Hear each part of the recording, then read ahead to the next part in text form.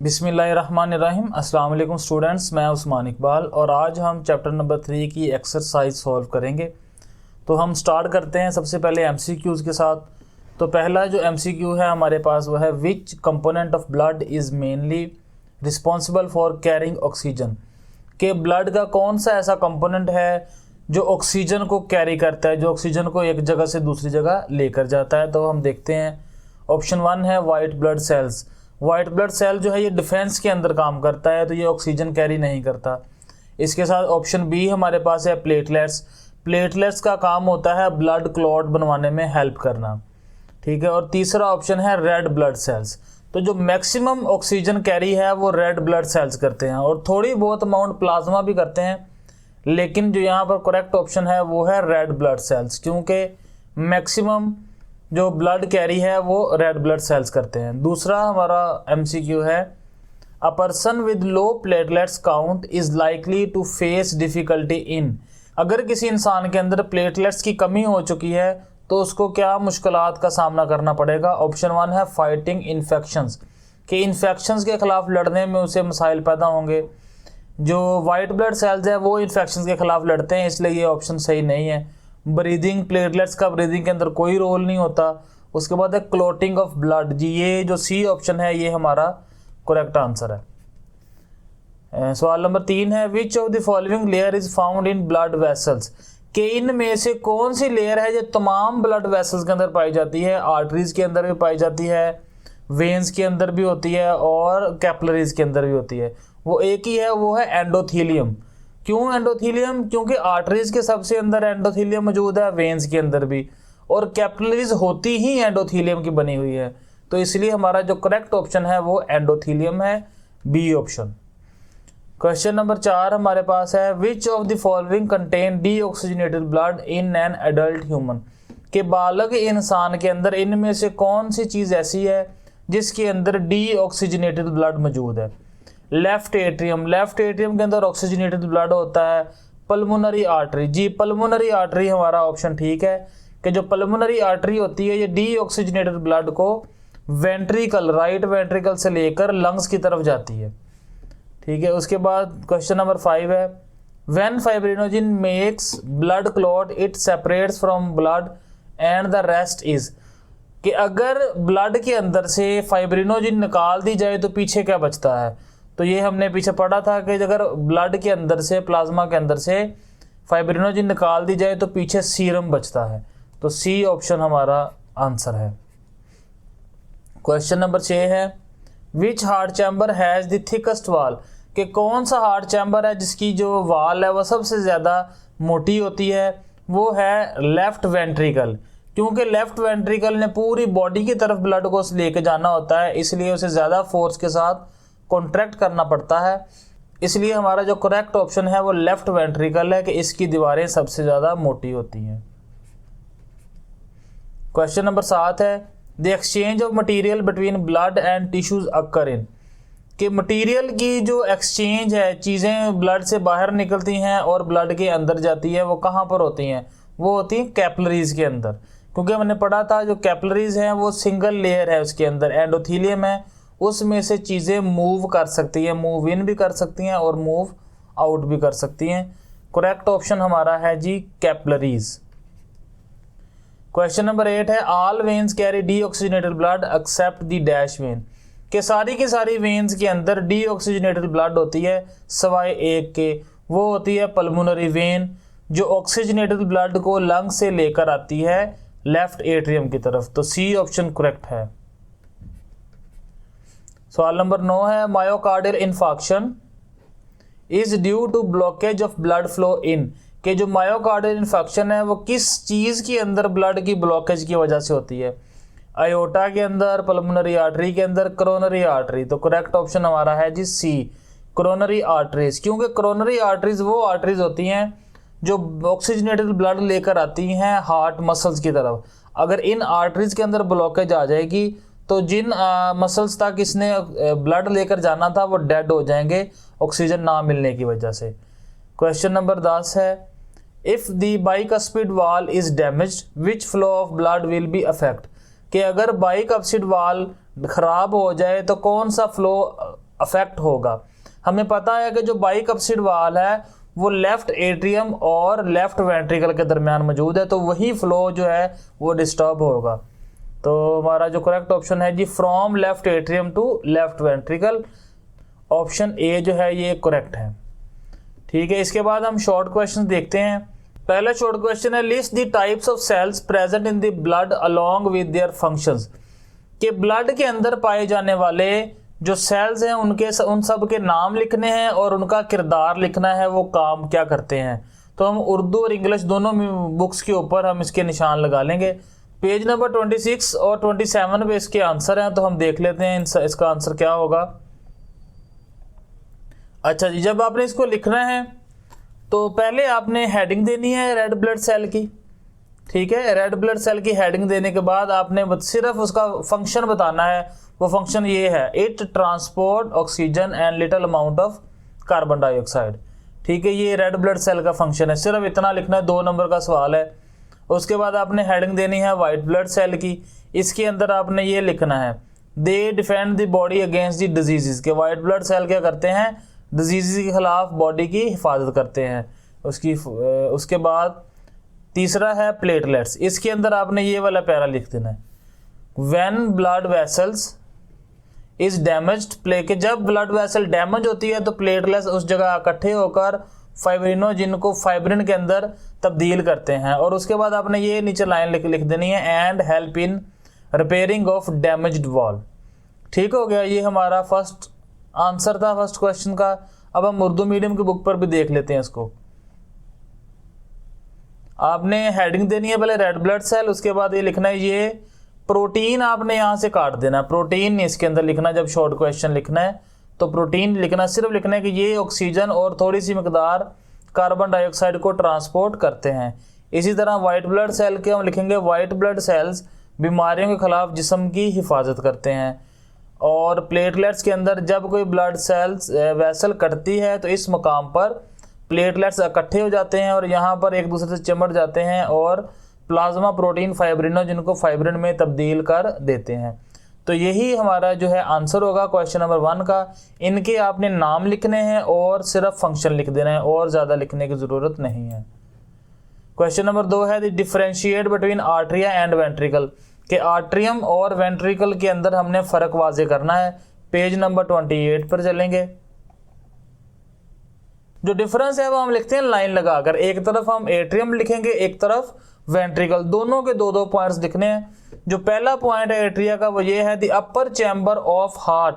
Of heart आपने खुद लिख लेना है, the upper chamber of heart are called atria singular atrium. इसके सामने वेंट्रिकल का फर्स्ट पॉइंट लिखेंगे, the lower chamber of heart are called ventricles. ठीक है, फिर एट्रिया का जो सेकंड पॉइंट है वो लिखेंगे, the atria have thinner walls. इसके साथ वेंट्रिकल के इसके सामने जो सेकंड पॉइंट होगा, वेंट्रिकल्स हैव थिकर वॉल। तो ये दोनों के अपने दरमियान में लाइन लगानी है, एक तरफ एट्रियम उसके 2 पॉइंट और दूसरी तरफ वेंट्रिकल उसके 2 पॉइंट। ये हमारा जो है शॉर्ट क्वेश्चन कंप्लीट हो गया। इसी तरह हम उर्दू मीडियम की बुक पर देखते हैं कि यहाँ से चैम्बर्स के बाद हर बालाई, तो आप क्या करेंगे, एक तरफ एट्रियम एक तरफ वेंट्रिकल। पहला पॉइंट होगा दिल का हर बालाई। हर बालाई से पहले अपने दिल का खुद ऐड कर लेना है। दिल का हर बालाई खाना एट्रियम, जिसकी जमा एट्रिया है कहलाता है। इसी तरह दूसरा जो वेंट्रिकल का होगा, दिल का हर जेरी खाना वेंट्रिकल कहलाता है। ठीक है, ये दूसरा पॉइंट क्या होगा, एट्रिया की दीवारें पतली होती हैं, वेंट्रिकल की दीवारें मोटी होती हैं। तो ये हमारा दूसरा सवाल भी कंप्लीट हो चुका है। तीसरा क्वेश्चन की तरफ हम चलते हैं। Trace the flow of blood from the vena cava to various body parts, कि वेना कैवा से मुख्तलिफ बॉडी पार्ट्स की तरफ ब्लड का फ्लो कैसे होता है, ये हमने बताना है। अब क्योंकि ये 2 नंबर का सवाल है इसलिए हम इसको टू द पॉइंट लिखेंगे, इसको ज़्यादा लेंथी नहीं करेंगे। अच्छा जी, इसके अंदर ये जो डायग्राम बनी हुई है हार्ट की, इसके अंदर ये पॉइंट्स लिखे हुए हैं, आपने यही पॉइंट्स लिख देने हैं। सबसे पहले सुपीरियर और इन्फीरियर वेना के बाद दोनों को इकट्ठा लिख देना है। ये पॉइंट 1 लिखा हुआ है कि bring deoxygenated blood from upper body of the right atrium and inferior vena के बाद brings deoxygenated blood from lower body to right atrium. इसके बाद आपने दूसरा पॉइंट लिखना है, right atrium send blood to the right ventricle. तीसरा, right ventricle send blood to the pulmonary arteries. फिर चौथा point, pulmonary arteries take blood to lungs, pulmonary veins carry blood from lungs to the left atrium. 6 जो हमारा होगा, left atrium send blood to left ventricle और then left ventricle send blood to aorta. ये जो 7 point है आपने इनको सीधा करके लिख देना, पॉइंट्स इनके खत्म कर देने, इनको पैराग्राफ की शक्ल में लिख देंगे। इसी तरह जो उर्दू मीडियम की बुक्स है उनके ऊपर भी अपने स्ट्रक्चर ऑफ आर्ट पे आ जाना है और ये जो 7 पॉइंट्स दिए गए हैं इनको अपने पैराग्राफ की शक्ल में लिख देना है। ये हमारा तीसरा सवाल हो गया है। क्योंकि ये सिर्फ 2 नंबर का सवाल है इसलिए हम इसको सिर्फ टू द पॉइंट लिखेंगे, इसकी कोई लेंथी डिटेल नहीं लिखनी। अब सवाल नंबर 4 की तरफ चलते हैं। Identify the causes and treatment of myocardial infarction, के मायोकार्डियल इन्फाक्शन के कॉजेज एंड ट्रीटमेंट लिख देने हैं। इसका सवाल सीधा सीधा है, 2 हेडिंग्स बनी हुई हैं मायोकार्डियल इन्फाक्शन के अंदर। कौन कौन सी? Causes and treatments. ये दोनों जो हेडिंग्स हैं ये आपने एज इट इज़ लिख देनी है। इसी तरह जो उर्दू मीडियम की बुक है वहाँ भी आपने मायोकार्डियल इन्फाक्शन के अंदर आ जाना है और इसका इलाज और वजूहात दोनों आपने लिख देनी है। ये हमारा चौथा शॉर्ट क्वेश्चन कंप्लीट हो चुका है। 5वें शॉर्ट क्वेश्चन की तरफ चलते हैं। Colour the following diagram. अब इस डायग्राम के अंदर हमने कलर भी करने हैं और साथ ही साथ इनको लेबल भी करना है। कलर आपने खुद कर लेने हैं, मैं थोड़ा से आपको हिंट दे देता हूं कि कहाँ पर कौन सा कलर होगा। पहले जो रेड कलर है वो इस पोर्शन के अंदर रेड कलर होगा, ठीक है, और ये जो पोर्शन है यहाँ पर रेड कलर होगा। ये नालियाँ जो हैं इनके अंदर रेड कलर होगा। बाकी हर जगह पर आपने ब्लू कलर कर देना है, ठीक है। ये जितना पोर्शन है ये सारा का सारा ब्लू हो जाएगा। ये नीचे वाली जो नालियाँ हैं ये नाली जो है ये ब्लू होगी, ठीक है, और नीचे वाली जो नाली है ये रेड होगी। यहाँ पे ये इतना जो पोर्शन है ये भी रेड हो जाएगा, ठीक है। अब हम इनके देखते हैं पार्ट कौन कौन से हैं। सबसे पहले ये जो नाली आपको ऊपर नज़र आ रही है ये है सुपीरियर वेना कैवा और नीचे वाली कौन सी होगी? Inferior vena cava.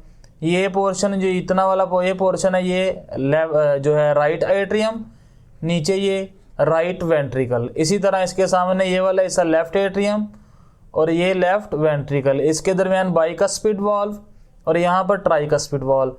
और ये जो नाली जा रही है ये पल्मोनरी आर्टरीज है और ये जो 2 नालियाँ आ रही हैं ये पल्मोनरी वेन्स हैं। इसी तरह ये नाली जो ऊपर से घूम कर जा रही है बड़ी नाली ये आयोटा है। तो उर्दू मीडियम पढ़ने वाले बच्चे भी बुक से देखकर इसकी लेबलिंग कर लें, ठीक है। ये हमारे जो है ना शॉर्ट क्वेश्चन भी कंप्लीट हो चुके हैं। अब हम लॉन्ग क्वेश्चंस की तरफ चलते हैं। यहाँ पर हमें कुछ टाइम लगेगा क्योंकि ये ज़रा समझाने वाली चीज़ें हैं इसके अंदर।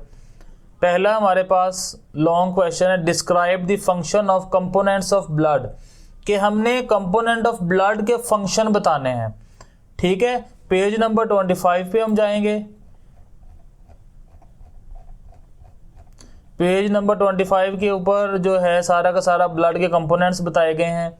इसको यहाँ से स्टार्ट करेंगे, ठीक है। यहाँ से आपने सबसे पहले बताना, हेडिंग देनी है कंपोजिशन की। आपने बताना है कि ब्लड के कंपोनेंट्स कौन कौन से होते हैं। हमने पढ़ा था कि 55% प्लाज्मा होता है और जो 45% होते हैं वो ब्लड सेल्स हैं।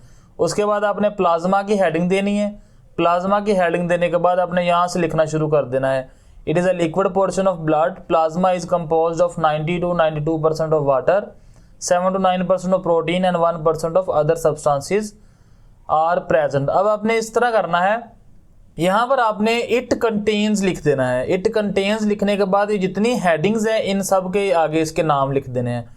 It contains protein, salts, nutrients, waste and hormones and respiratory gases, ठीक होगा। ये लिखने के बाद आपने क्या करना है, फंक्शन की हेडिंग देनी है, ठीक है। पहले प्लाज्मा की हेडिंग, ये ऊपर वाली 1.5 लाइनें ये लिखनी है। इसके बाद लिखना है इट कंटेन्स और नीचे वाले जितने पॉइंट्स हैं इन सब को इसके आगे लिख देना है कॉमर्स लगाकर। फिर आपने फंक्शन की हेडिंग देनी है। फंक्शन की हेडिंग के अंदर हम 3 पॉइंट्स लिखेंगे। पहला पॉइंट जो है ये प्रोटीन वाला लिखेगा कि यहाँ से एंटीबॉडी से स्टार्ट करके इसको ब्लड तक हमने कंप्लीट लिख देना है। उसके बाद जो दूसरा पॉइंट है वो इधर से न्यूट्रिएंट से स्टार्ट होगा, ये हमारा दूसरा पॉइंट होगा, न्यूट्रिएंट से लेकर प्लाज्मा तक। फिर तीसरा पॉइंट इसमें आएगा यहाँ से about 1.5% of oxygen and about 5 to 7% of carbon dioxide is carried as dissolved in plasma. ठीक है, ये 3 पॉइंट ये फंक्शन हो गए प्लाज्मा के। उसके बाद ब्लड सेल्स के फंक्शन की तरफ हम चलेंगे तो हमने वही फंक्शंस लिखने हैं जो हमने शॉर्ट क्वेश्चंस के अंदर लिखे थे कि, लेकिन इसमें हम थोड़ी सी डिटेल बताएंगे। पहले रेड ब्लड सेल की हेडिंग देंगे, तो यहाँ से लेकर कार्बन डाइऑक्साइड स्टार्ट से लेकर कार्बन डाइऑक्साइड तक ये रेड ब्लड सेल आ जाएगा। उसके बाद वाइट ब्लड सेल जब लिखेंगे तो इसके अंदर आपने ये फर्स्ट लाइन लिखनी है और नीचे वाला जो इसका फंक्शन है एक लाइन वो लिख देनी है। इसी तरह प्लेटलेट्स के अंदर आपने यही लिखना है। ठीक है, यहाँ से लेके फाइब्रिन तक, और आगे आपने ये जो लाइन नीचे मैंने लिखी हुई है, and help in repairing the damaged vessel, के डैमेज वेसल को रिपेयर करने के में ये हेल्प करता है। इसी तरह उर्दू मीडियम की बुक्स के अंदर देख लेते हैं हम, इसमें क्या आएगा कि ब्लड के हमने इसमें भी प्लाज्मा के फंक्शंस लिखने हैं, वो कैसे लिखने हैं वो हम देख लेते हैं अभी। कि स्टार्ट इसी से करना है, खून का तकरीबन 55% यहाँ से स्टार्ट करके यहाँ आपने हेडिंग देनी है कंपोजिशन की। ठीक है, कंपोजिशन हेडिंग देने के बाद आपने ये लिखना है, फिर नीचे प्लाज्मा की हेडिंग, और ये 1.5 लाइन लिखने के बाद अब लिखना है प्लाज्मा में प्रोटीन्स, नमकियात, न्यूट्रन, बेकार मादे, हार्मोन और रेस्पिरेटरी गैसें शामिल हैं। ये लिखने के बाद आपने लिखना है ये फेल कि इसका काम क्या है प्लाज्मा का। वहाँ पर आपने पॉइंट 1 ये लिखने हैं, प्रोटीन वाला पूरा लिख देना है पॉइंट 1 के अंदर। पॉइंट 2 के अंदर हमने यहाँ पर न्यूट्रिएंट्स से शुरू करना है, न्यूट्रिएंट्स खून में, कि यहाँ खून से पहले अपने न्यूट्रिएंट्स का वर्ड लगा देना है। न्यूट्रिएंट्स खून में से लेकर इसको अपने हार्मोन भी होते हैं तक कंप्लीट कर देना है। इसी तरह जो हमारा तीसरा पॉइंट होगा वो ऑक्सीजन से लेकर हल हुई होती है तक, रेड ब्लड सेल्स। इसके अंदर हमने ये पहली लाइन लिखनी है, ये डिस्क की तरह होते हैं, यहाँ से लेके यहाँ तक आपने लिख देना है रेड ब्लड सेल की हेडिंग देकर। वाइट ब्लड सेल के अंदर हमने इसकी पहली लाइन लिखनी है, यहाँ तक बनते हैं, और उसके बाद इसका जो हमने फंक्शन लिखा था शॉर्ट क्वेश्चन के अंदर वही इसके अंदर लिख देना है। इसी तरह प्लेटलेट्स का हमने वही लिखना है जो शॉर्ट क्वेश्चन के अंदर लिखा था। यहाँ पर हमारा अब सवाल कंप्लीट हो गया है। हम सेकंड क्वेश्चन देखते हैं, long question. Explain how blood transport material through out the human body, कि ह्यूमन बॉडी के अंदर जो ब्लड है वो कैसे ट्रांसपोर्ट होता है। ये फिर 25 पेज नंबर के ऊपर है कि जो फर्स्ट पैरा है ब्लड का, ये पूरा का पूरा जो पैरा है पहला, ये हमारा आंसर है। ठीक है, लेकिन इसके अंदर हम हेडिंग्स बनाएंगे। ऐसे तो ये 3-4 लाइनें बनती हैं, हेडिंग्स बनाएंगी तो ज़रा सवाल लंबा हो जाएगा। तो पहले आपने ये ऊपर ब्लड लिखना है, ब्लड एज ट्रांसपोर्ट सिस्टम। ठीक है, हेडिंग क्या देंगे, ब्लड एज ट्रांसपोर्ट सिस्टम। इसको यहाँ से लेकर आपने नीडेड तक लिख देना है। उसके बाद आपने हेडिंग देनी है ट्रांसपोर्ट ऑफ ऑक्सीजन। इसके अंदर ये transport oxygen from the lungs to all body cells and carry carbon dioxide back to the lungs for removal. Heading क्या होगी, transport of oxygen and carbon dioxide साथ लिख देना है कि ऑक्सीजन और कार्बन डाइऑक्साइड की ट्रांसपोर्ट। अगली हेडिंग आएगी ट्रांसपोर्ट ऑफ न्यूट्रिएंट्स। ठीक है, वो blood also deliver nutrients from digestive system to the cells. ठीक है, अगली हेडिंग आएगी ट्रांसपोर्ट ऑफ हार्मोन्स। इसमें आपने ये हार्मोन से पहले खुद से लिख लेना है इट ट्रांसपोर्ट। ठीक है, it transport hormones from glands to target organs. आगे हेडिंग होगी ट्रांसपोर्ट ऑफ वेस्ट, फिर लिखेंगे it transport waste product from cells to the kidneys for excretion. ठीक है बच्चों, यहाँ पर हमारा जो है सेकंड लॉन्ग क्वेश्चन कंप्लीट हो गया है। इसी तरह उर्दू मीडियम बुक्स के ऊपर हम देख लेंगे, जो पहला पैरा है ब्लड का वो आपने कंप्लीट लिखना है। पहले लिखना है खून का किरदार, ठीक है, ज़रूरत होती है ताकि इसको लिखना है। उसके बाद यहाँ पर ऑक्सीजन, कि ये जो पार्ट है यहाँ पर ऑक्सीजन की ट्रांसपोर्ट, हेडिंग क्या होगी, ऑक्सीजन और कार्बन डाइऑक्साइड दोनों की आपने बना देनी है। ऑक्सीजन और कार्बन डाइऑक्साइड की ट्रांसपोर्ट यहाँ से लेकर यहाँ तक आपने कंप्लीट कर देना है, ले जाता है तक ऑक्सीजन से। आगे आपने लिखना है ग़िज़ाई अज्जा की ट्रांसपोर्ट। ठीक है, ग़िज़ाई अज्जा की ट्रांसपोर्ट, खून डाइजेस्टिव सिस्टम से ग़िज़ाई अज्जा को भी सेल्स तक पहुंचाता है। आगे आपने लिख लेना है खुद से, पहुंचाता है। फिर हार्मोन्स, हार्मोन्स की ट्रांसपोर्ट, ग्लैंड से हार्मोन्स को हदफ आज़ा तक पहुंचाता है। खून ग्लैंड से हार्मोन्स को हदफ आज़ा तक पहुंचाता है। इसी तरह अगली हेडिंग बनेगी बेकार मादों की ट्रांसपोर्ट। तो सेल से बेकार मादों को एक्सक्रीशन के लिए गुर्दों तक पहुंचाता है। यहाँ तक हमारा जो है सेकंड जो क्वेश्चन है वो कंप्लीट हो चुका है। अब तीसरा सवाल देखते हैं। अच्छा, ये जो तीनों सवाल है अगले, तीसरा, चौथा और पांचवा सवाल, ये तीनों मोस्ट इंपॉर्टेंट क्वेश्चन है। इनमें से कोई ना कोई पेपर के अंदर लाजमी आएगा और आप लिख लें कि ये 90% चांस है इन तीन सवालों में से कोई एक आएगा। पहला है जी explain the structure of heart with diagram. अच्छा, इसमें आपने डायग्राम ये वाली बना देनी है। ये वाली जो डायग्राम है ये ज़रा इजी है, तो ये वाली डायग्राम आपने बना देनी है। लिखना आपने पीछे से ही है, पेज नंबर 28 पे जाएंगे। ये स्ट्रक्चर ऑफ हार्ट जो है पूरा का पूरा लिख देंगे। इसमें हेडिंग्स बनाएंगे, मैं बताता हूँ कैसे हेडिंग बनेगी। ये जो मैंने हाईलाइट किए पोर्शन, ये हेडिंग्स है। इसमें पहली हेडिंग होगी पेरिकार्डियम की, जो स्टार्ट से चलेगी हार्ट तक, तीसरी लाइन के अंदर, ठीक है। उसके बाद अगली हेडिंग आप देंगे सेप्टम की, लाइक बर्ड से स्टार्ट करेंगे सेप्टम तक, ये सेप्टम की हेडिंग आ जाएगी। देन अगली हेडिंग होगी हार्ट चैम्बर्स की। इसमें आपने ईच से स्टार्ट करना है और वेंट्रिकल तक, एंड तक इसको कंप्लीट लिख देना है, ठीक है। उसके बाद आपने हेडिंग देनी है वाल्व्स की, और ये लास्ट पूरा पैरा आपने वाल्व्स के अंदर लिख देना है। अगर आप देना चाहें तो इसके अंदर 3 हेडिंग्स आप वाल्व के अंदर सब हेडिंग्स बना सकते हैं, ट्राइकस्पीड, बाइकस्पीड, सेमिल्यूनर वाल्व। ना भी बनाए तो कोई मसला नहीं है। इसमें आपकी 4 हेडिंग्स बनेंगी और हमारा जो है लॉन्ग क्वेश्चन कंप्लीट हो जाएगा। इसमें ये वाली जो डायग्राम है, अगर ये बनती है तो ये बना लें, वरना जो एक्सरसाइज के अंदर दी गई है वो वाली आपने डायग्राम बना लेनी है। उर्दू बुक पर देखते हैं। अच्छा जी, पहली हेडिंग यहाँ पर होगी पेरिकार्डियम। यहाँ से ये आंसर स्टार्ट होगा। पेरिकार्डियम आपने लिखना है यहाँ तक, ठीक है। यहाँ तक जो है ये पेरिकार्डियम कंप्लीट हो जाएगी। फिर उसके बाद परिंदों से स्टार्ट करेंगे। अगली हेडिंग है ये सेप्टम, यहाँ तक एक इसकी हेडिंग कौन सी है, सेप्टम। फिर अगली हेडिंग होगी चैम्बर्स, दिल के खाने भी हम कह सकते हैं, दिल के खाने या दिल के चैम्बर्स, ये एंड तक आपने लिख देना है इसको, ठीक है। लास्ट हेडिंग है वाल्व्स की, ठीक है। दिल के अंदर वाल्व्स होते हैं, ये आपने लास्ट पैरा पूरा इसके अंदर लिख देना है। और ये मोस्ट इंपॉर्टेंट लॉन्ग क्वेश्चन है, ठीक है। इस तरह इसको याद करना है, इनमें से कोई ना कोई लाजमी ज़रूर आएगा।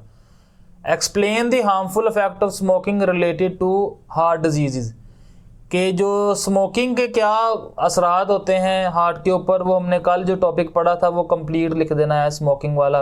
ये harmful effect of smoking related to heart disease, ये आपने कंप्लीट लिख देना है। इसी तरह उर्दू की बुक पर देखते हैं। ये जो टॉपिक है दिल की बीमारियों से मुतल्लक तंबाकू नोशी के नुकसानदा असरा, ये सारे के सारे आपने लिख देने हैं पॉइंट्स इसके अंदर। ये हमारा लॉन्ग क्वेश्चन है। मैं फिर कह रहा हूँ कि ये मोस्ट इंपॉर्टेंट क्वेश्चन है तीनों, इसी तरह इनको तैयार करना है। तीसरा जो सवाल है, लास्ट हमारा जो क्वेश्चन है वो है compare the structure and function of arteries, veins and capillaries. कि हमने जो 3 तरह की ब्लड वेसल्स पढ़ी थी, आर्टरीज, वेन्स एंड कैपिलरीज, वो आपने कंप्लीटली इसमें लिख देनी है, ठीक है। ये वाले तीनों हेडिंग, ब्लड वेसल वाला जो पूरा टॉपिक है ये आपने कंप्लीट इसमें लिख देना है, स्टार्ट से लेकर वेन्स तक, ठीक है। उर्दू मीडियम की बुक में भी इसी तरह पूरा जो टॉपिक है इसमें ब्लड वेसल्स का वो आपने लिख देना, जिसके अंदर आर्टरीज आएंगी, कैपिलरीज आएंगी और वेन्स आएंगी, ठीक है। ये हमारे जो है लॉन्ग क्वेश्चन कंप्लीट हो चुके हैं। आगे हमारे हैं इनक्विजिटिव क्वेश्चंस, ठीक है। इनको हम देखते हैं। ये 4 सवाल हैं, ये कंसेप्चुअल होते हैं, इसलिए मैंने ना इनके अलग एक फ़ाइल बना ली है। आपने यहाँ से स्क्रीनशॉट लेकर अपने रजिस्टर्स के ऊपर लिख लेनी है। मैंने दोनों लिखी हैं, इंग्लिश भी उर्दू भी। हम इसको देखते हैं कि है क्या इसमें। पहला सवाल है, why is oxygenated blood separated from deoxygenated blood in the heart. कि दिल के अंदर जो ऑक्सीजनेटेड ब्लड है उसको डीऑक्सीजनेटेड ब्लड से अलग क्यों रखा जाता है। सेप्टम जो है दोनों को अलग अलग रखता है, डीऑक्सीजनेटेड और ऑक्सीजनेटेड को उन्होंने पूछा है अलग क्यों रखा जाता है, वो देखते हैं हम। Oxygenated blood is separated from deoxygenated blood to prevent mixing, कि इनको इसलिए अलग किया जाता है ताकि दोनों मिक्स ना हो जाएं। अगर मिक्स हो जाएंगी तो इनके अंदर ऑक्सीजन की मिकदार कम हो जाएगी, ठीक है। This ensures that body cell receive enough oxygen for respiration and efficient energy production. Oxygen से भरपूर खून मतलब ऑक्सीजनेटेड ब्लड, और ऑक्सीजन से महरूम खून यानी डीऑक्सीजनेटेड ब्लड को अलग अलग रखा जाता है ताकि दोनों आपस में ना मिलें। इससे जिस्म के सेल्स को रेस्पिरेशन और मौसर तवानाई पैदावार के लिए काफ़ी मकदार में ऑक्सीजन मिलती है। अगर दोनों मिक्स हो जाएंगे तो ऑक्सीजन की मकदार कम हो जाएंगी, जिससे जो एनर्जी प्रोडक्शन है उस पर असरअंदाज होगी फिर वो। अगला सवाल है, how does regular exercise strengthen the circulatory system, कि अगर हम बाकायदगी से वर्जिश वगैरह करें तो क्या सर्कुलेटरी सिस्टम उससे मजबूत होता है अगर नहीं। देखते हैं इसको। Regular exercise strengthen the heart muscles, improve blood circulation, lower blood pressure and keeps blood vessels healthy. कि रोज़ाना एक्सरसाइज करने से क्या होता है, दिल के जो मसल्स हैं वो मजबूत हो जाते हैं। यहाँ पर वर्ड इस्तेमाल हुआ है अजलात, ठीक है। अजलात का मतलब क्या होता है, मसल्स। दिल के मसल्स जो हैं वो मजबूत हो जाते हैं, जिसकी वजह से ब्लड सर्कुलेशन बेहतर होती है, ठीक है। खून की गर्दिश बेहतर होती है, ब्लड प्रेशर कम हो जाता है और ब्लड वेसल्स हेल्दी रहती हैं, सेहतमंद रहती हैं, जिससे जो दिल की बीमारियों के चांसेस कम हो जाते हैं। सवाल नंबर 3 है, how can lifestyle choices prevent cardiovascular diseases, कि अगर हमारी ज़िंदगी गुजारने का जो अंदाज है वो हमें कार्डियोवैस्कुलर डिजीज से कैसे बचा सकता है। तो हम देखते हैं, healthy lifestyle choices such as eating a balanced diet, exercising regularly, avoiding smoking, managing stress and maintaining a healthy weight help prevent cardiovascular diseases by keeping the heart and blood vessels healthy। कि सेहतमंद तर्ज ज़िंदगी जैसे कि मतवाजन Gaza, के ऐसी Gaza खाना जिसमें तमाम चीज़ें मौजूद हों, बाकायदा वर्जिश करनी चाहिए, तंबाकू नोशी से परहेज़ करना चाहिए, स्मोकिंग नहीं करनी चाहिए, जहनी दबाव को काबू में रखना और मुनासिब वज़न बरकरार रखना दिल और खून की नालियों को सेहतमंद रख कर कार्डियोवैस्कुलर बीमारियों से बचाव में मदद देता है, ठीक है। इसके बाद हमारा जो लास्ट क्वेश्चन है, if cholesterol level in the blood are never regulated, कि अगर दिल के अंदर कोलेस्ट्रोल का लेवल उसको मेंटेन ना रखा जाए, how can it impact the heart and blood vessel over time, तो ये दिल और खून की नालियों के ऊपर कैसे असरअंदाज होता है। हमने पढ़ा था कि अगर ब्लड कोलेस्ट्रॉल ज़्यादा होगा तो वो आर्टरीज़ के अंदर जमना शुरू हो जाएगा। जब वो आर्टरी के अंदर जमेगा तो वो उस वहाँ पर प्लैक बन जाएगा, उस प्लैक की वजह से ब्लड फ्लो के अंदर ब्लॉकेज होगी, जिससे हार्ट अटैक भी हो सकता है, स्ट्रोक भी हो सकता है। High cholesterol can build up on the walls of arteries, के खून के अंदर जो कोलेस्ट्रॉल की मकदार ज़्यादा होगी तो वो आर्टरीज़ की दीवारों के ऊपर जमना शुरू हो जाएगा, making them narrow and hard, जिसकी वजह से आर्टरीज जो है वो तंग हो जाएंगी और सख्त हो जाएंगी। This reduce blood flow and increase risk of high blood pressure, कि जिसकी वजह से जो ब्लड फ्लो है दिल को वो कम हो जाएगा और high blood pressure, heart attack, दिल के दौरा और स्ट्रोक मतलब फालिज के खतरात बढ़ जाते हैं, ठीक है बच्चों। ये हमारे कॉन्सेप्चुअल क्वेश्चन भी कंप्लीट हो चुके हैं। आपने क्या करना है कि यहाँ से इनकी स्क्रीनशॉट ले लें, ठीक है। स्क्रीनशॉट लेकर इसको आप अपनी रजिस्टर के ऊपर या बुक के ऊपर लिख लें। मैं तो कहता हूँ इसको बुक्स के ऊपर ही लिखें। मैं उम्मीद करता हूँ कि आपको आज का लेक्चर समझ आया होगा। अगर वीडियो पसंद आई है तो लाइक करें, चैनल को सब्सक्राइब करें और अपने दोस्तों के साथ इस वीडियो को शेयर करें ताकि उनका कोई ना कोई फ़ायदा हो जाए। अगर कोई चीज़ समझ नहीं आई, डाउट है, तो आप कमेंट्स के अंदर पूछ सकते हैं। मिलते हैं अब अगली वीडियो के अंदर। अल्लाह हाफिज़।